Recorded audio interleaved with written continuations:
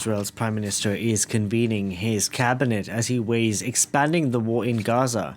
Benjamin Netanyahu has been under mounting international pressure to agree to a ceasefire as the humanitarian situation in the enclave worsens. According to the World Health Organization, Gaza has seen its highest number of acute malnutrition cases in children, with hunger-related deaths rising. Just last week, Hamas released images of emaciated Israeli hostages, prompting Netanyahu to make bringing them back those held back a top priority. This despite limited results after 22 months of war. We can now go across to our correspondent, Noga Tarnopolsky, standing by in Jerusalem. Noga, what do we expect to come out of this meeting?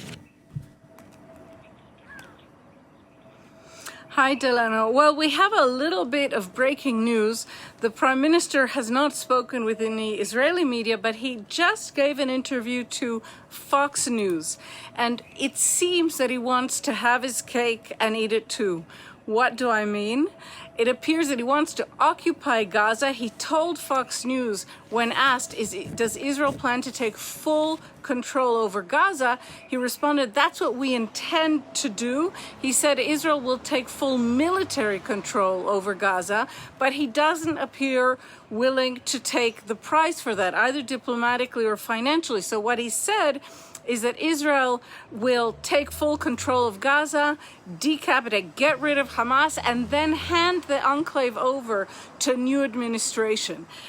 This all seems a bit of a narrative story. There's no military plan right now that we know of, either to fully take control of Gaza, certainly no diplomatic or military plan to hand over Gaza.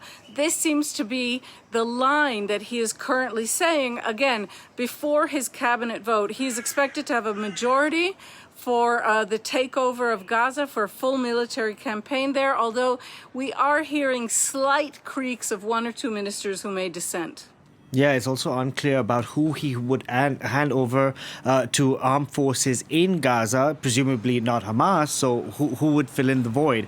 While this cabinet meeting, in the run-up to this cabinet meeting, there has been a very public clash on display between the Army Chief of Staff and the Prime Minister. Just how unprecedented is this?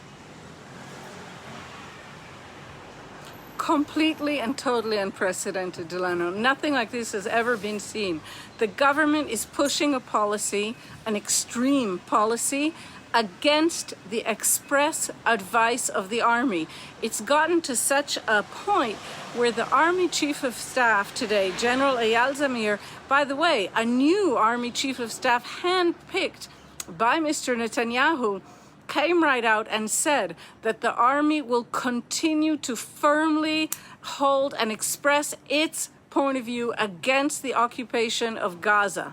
Fearlessly, he said, as if we were talking about a battle between him and Mr. Netanyahu. It's an astonishing situation. It's causing huge tumult in Israel, where very few people feel confident of expanding the war when the army does not support that as a policy. Noga, thank you very much for that update. Noga Tarnopolsky reporting there for us from Jerusalem.